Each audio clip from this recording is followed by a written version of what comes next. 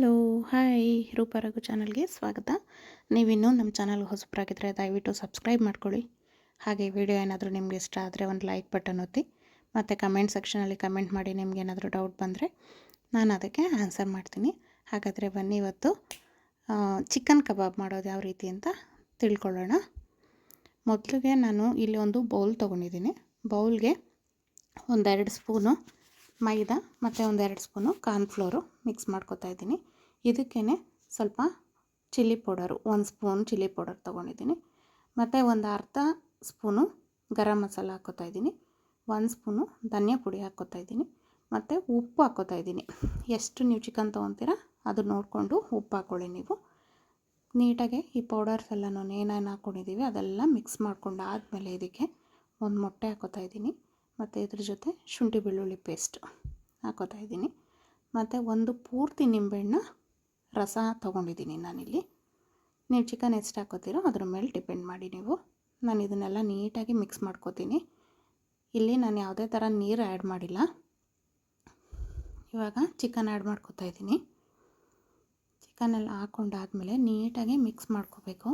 ಆ ಖಾರ ಏನು ನಾವು ರೆಡಿ ಮಾಡ್ಕೊಂಡಿದ್ವಲ್ಲ ಅದಕ್ಕೆ ನೀಟಾಗಿ ಮಿಕ್ಸ್ ಆಗಬೇಕು. ಇದು ನೋಡ್ತಾ ಇರ್ಬೋದು ನೀವು, ಚೆನ್ನಾಗಿ ಮಿಕ್ಸ್ ಆಗಿದೆ ಇವಾಗ. ಮತ್ತು ನೀರು ಇದಕ್ಕೇನು ಬೇಕಾಗಲ್ಲ ಅಂತ ಹೇಳಿದ್ರೆ ಚಿಕನ್ನಲ್ಲೇ ಸ್ವಲ್ಪ ನೀರು ಬಿಟ್ಕೊಳ್ಳುತ್ತೆ. ನೀವು ಕಲಿಸ್ತಾನೆ ಚಿಕನಲ್ಲಿ ಸ್ವಲ್ಪ ನೀರು ಬಿಟ್ಕೊಳ್ಳೋಕೆ ಶುರು ಆಗುತ್ತೆ. ಸೊ ಹಾಗಾಗಿ ನೀರು ಯೂಸ್ ಮಾಡಬೇಡಿ ಇದಕ್ಕೆ. ನೋಡಿ ನೀಟಾಗಿ ಕಲಸಿಟ್ಟಿದ್ದೀನಿ. ಸೊ ಇದನ್ನು ಒಂದು 1/2 hour to 40 minutes, ನಿಮ್ಮ ಟೈಮ್ ಇದ್ದರೆ 3-4 hours ಬಿಟ್ರೂ ತುಂಬ ಚೆನ್ನಾಗಾಗತ್ತೆ. ಇವಾಗ ಇದನ್ನು ಹಾಗೆ ಬಿಟ್ಬಿಡ್ತೀನಿ ಒಂದು ಅರ್ಧ ಗಂಟೆ. ನಾನು ಇವಾಗ ಎಣ್ಣೆ ಕಾಯಕ್ಕಿಟ್ಟಿದ್ದೀನಿ. ಈ ಎಣ್ಣೆನೂ ಅಷ್ಟೇ ತುಂಬ ಕಾಯಿಸ್ಬಾರ್ದು. ಒಂದು ಅರ್ಧ ಎಣ್ಣೆ ಕಾದಿದೆ ಅಂದವಾಗೇ ನೀವು ಇದನ್ನು ಹಾಕ್ಕೊಳ್ಳೋಕೆ ಶುರು ಮಾಡಬೇಕು ಕಬಾಬ್ನ. ಆವಾಗ ಆ ಎಣ್ಣೆ ಜೊತೆಗೆ ಆ ಕಬಾಬೂ ಬೇಯಬೇಕು.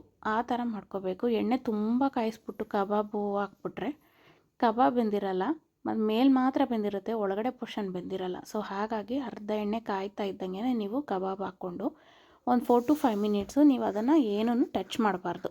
ಹಾಗೆ ಒಂದೇ ಕಡೆ ಬೇಯಬೇಕದು. ಒಂದು 4-5 ನಿಮಿಷ ಆಗಾದಮೇಲೆ ಅದನ್ನು ತಿರುಗಿಸಾಕೋಬೇಕು. ಅಲ್ಲೂ ಸೇಮ್ ಪ್ರೊಸೀಜರ್ ಫಾಲೋ ಮಾಡಬೇಕು. ಟೋಟಲ್ ಒಂದು 10 ನಿಮಿಷದಷ್ಟೊಳಗೆ ಈ ಕಬಾಬು ರೆಡಿಯಾಗೋಗುತ್ತೆ. ನೋಡಿ, ಬಿಸಿ ಬಿಸಿ ಕಬಾಬು ರೆಡಿಯಾಗೋಗಿದೆ. ಇಂಗ್ರೀಡಿಯೆಂಟ್ಸು ತುಂಬ ಕಮ್ಮಿ, ಟೇಸ್ಟ್ ಮಾತ್ರ ಸೂಪರಾಗಿ ಬರುತ್ತೆ. ನಮ್ಮನೇಲಂತೂ ಎಲ್ಲರೂ ತುಂಬ ಇಷ್ಟಪಟ್ಟು ತಿಂದರು. ನೀವು ಒಂದು ಸತಿ ಟ್ರೈ ಮಾಡಿ, ಹೇಗೆ ಬಂತು ಅಂತ ಕಮೆಂಟ್ ಸೆಕ್ಷನಲ್ಲಿ ತಿಳಿಸಿ. ವಿಡಿಯೋ ನೋಡಿದ ಎಲ್ಲರಿಗೂ ಧನ್ಯವಾದ. Thank you.